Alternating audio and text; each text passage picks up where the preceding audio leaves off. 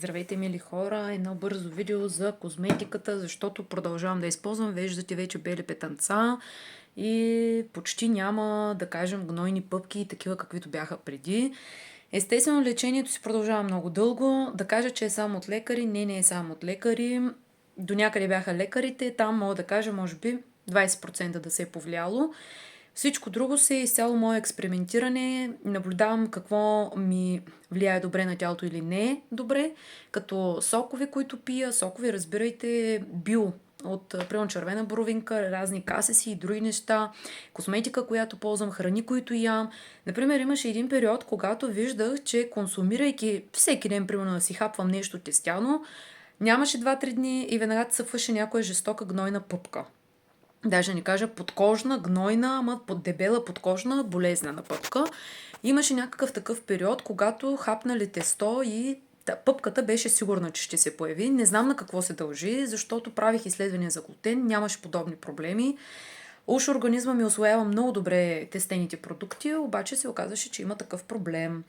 И към днешна дата да кажем, че повече примерно хапвам нещо типа на лаваш. Понякога се позволявам и някоя друга закуска, ама не е така да ги хапваш интензивно и всеки ден да ям хляб. Това не. Съвсем така случайно да го кажа, не знам нещо интуитивно ли как, успях да намеря козметика с безсмъртниче. И реших, че ще пробвам, въпреки че не е никак ефтина тая козметика, обаче пък мога да ви кажа, че е доста добра. Едното, което си взех на тази фирма Литкор, тя е варненска, това е водата с безсмъртниче. По принцип безсмъртничето си е скъпо. Обаче трябва да ви кажа, че тая вода доста успокои лицето ми. Моят начин, не знам доколко е правилен или не, все пак не съм лекар, нито съм дерматолог, нито козметик, сутрин и вечер да си обтривам хубаво лицето.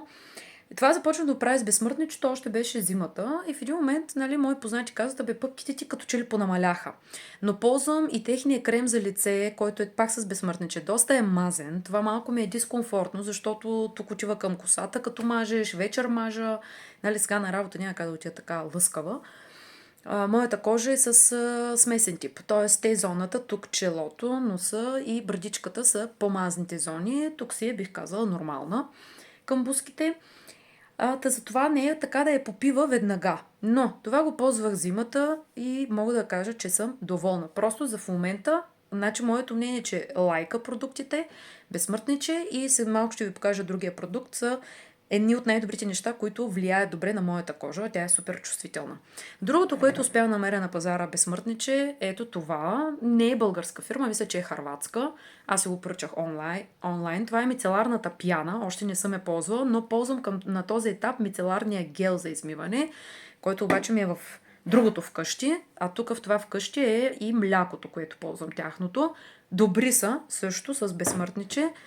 Добре влияят, успокояват кожата доста. Сега ще ви покажа нещо, което аз съм мега вече фен и днеска бях още по-приятно изненадан, като разбрах, че на българския пазар започват да пускат такива продукти.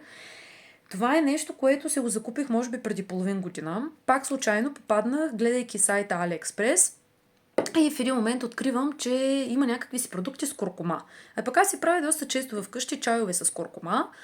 И викам, гледайте, че имат и козметика вече с куркума. Викам, що да не си поръчам. Поръчах си, използвах и беше олио. Олио с куркума. Много хубаво попиваше. Много е странно, че уж е олио, а пък си попиваше, ама перфектно в кожата. И за нула време едно шишенце така си го изхъбих. Викам, що не пробвам още нещо с куркума. Пак си поръчах. Проблемът е, че от AliExpress пристига доста забавено, не е бърза доставката.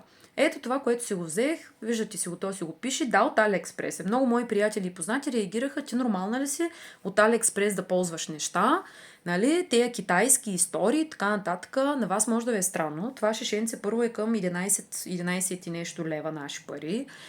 Само 118 мл е. Обаче хора, това нещо наистина действа, наистина работи. Който ме е виждал на живо, знае, че тук беше като маска. Все едно си ме горил с някаква от тея, как се казваха, тея ини горелки имаше на времето. Дядо ми, Бог да го прости, пърлеше прасето с такава горелка и кожата му ставаше черна на прасето.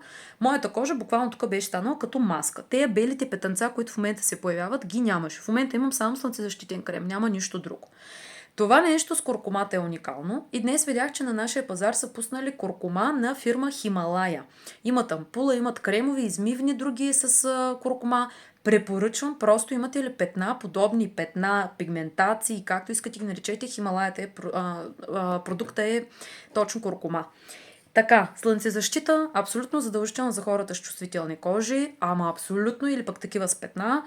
И наскоро така една позната ми вика, ти знаеш ли, пак има фактор 100. Дали аз като съм търсила преди една година нямаше, аз ли не съм открила, но сега има. Това е на Ойсерин, взех се го миналата седмица, при мен попива много добре, въпреки че мажа много обилно, попива много добре, доволна съм. А при пътуване съм си взела един малък вариант на биодерма, това е стик.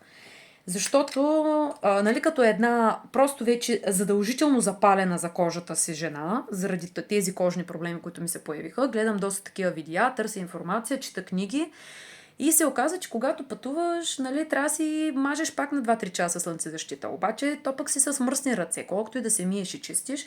И с това препоръчват ето тези стикчета и минаваш така цък-цък, бързичко става и най-важното не докосваш кожата, не замърсяваш по никакъв начин. Сега този на биодерма добър е, той е фактор 50, обаче, примерно, омазняваме. Не мога да кажа, че попива перфектно моята кожа. Скъпички са. Между 20 няколко, 30 няколко лева са, както го гледате такова маничко, 8 мл е само. Обаче, по сметка на това отива доста дълго време. Нали, аз го ползвам интензивно, когато съм на път, доста дълго време отива. Та това е, което ползвам за момента, дано да ви е полезно и на вас. Но в никакъв случай не съм фен, нали, който ме познава го знае, не съм фен на тези изкуствени подлагания на всякакви там уреди, които ви правят, защото на мен ми предлагаха козметиците, като ме видят, оле, как може, ела тук ние имаме с лазер, ти да видиш как ще ти се промени кожа всичко. Аз съм си на мнение, че може човек да постигне резултати по по-био, по-естествен, натурален начин. До момента, пак казвам, случват се нещата, слава на Бога, дано се случат и занапред цялостно изчистване, да покажа вече всичко да е блеснало, но аз виждам разликата, защото преди беше буквално като маска. Чувството е много неприятно. Трябва да ви кажа, до тук ми костваше много усилия, много пътувания, ходения по места с вода да търся, който, нали, знае, който гледа живата вода, ходих да търся в село Добрич, Хасковско, какви ли не козметики използвах, скъпи козметики, медицински козметики, дипрогента, още там други неща, които ми предписваше лекар. То съм мазала, лятото съм мазала като луда по 3-4 пъти на деня, перфектна хигиена, редовно пране на кърпата за лице, на кълъвка за спане и така нататък. И вече може би ми е станало като някаква фикс идея, не позволявам на никой да докосва лицето ми, което е малко кофти, защото понякога децата искат като се изгушат и, нали, да те погалят по лицето. И аз така веднага не докосвай. Всичко друго може, лицето ми не се докосва, защото знам колко е чувствителна кожата ми. Обаче за мен, интуитивно го казвам, естествено нямам доказателства, не съм изследвала нищо лабораторно. За мен да ви кажа, голяма част от проблемите с кожата са от храната. Няма какво да се лъжим, това са си отрови. Правих едната вечер салата, маруля с домат краставица. И на следващия ден се събудих цялата изрината. Това е салата. Домашно приготвена салата. И тогава вече следващия урок, който сега си го взех като поука, да си изкисвам предварително нещата, които съм закупила от пазара, без значение, че ми казват, че или от магазина, нали, закупени, без значение, че ми казват, че е от производител и така нататък. С хлебна сода, изкисваш за половин час или 20 минутки, колкото имаш време, малко да падне каквото има, защото се оказа, че има някакви химии, които на мен веднага ми реагират. Успехи на вас, пробвайте ги тези козметики, дори на други марки да ги намерите, но ги препоръчвам. Най-добрите билки, които до момента съм намерила, безсмъртниче, куркума и лайката, като лайката пак трябва да е наистина качествена. Наистина хубава, защото има една лайка, няма да я казвам фирмата, наша българска, ама толкова много я хвалят, толкова много си хвалят продуктите, миличките. На мен въобще не ми действат, не съм им фен. Благодарско, няма да им пиша, нали, да ми връщат парите, ама не ми харесаха никак. Така че търсете наистина био, наистина хубавите продукти.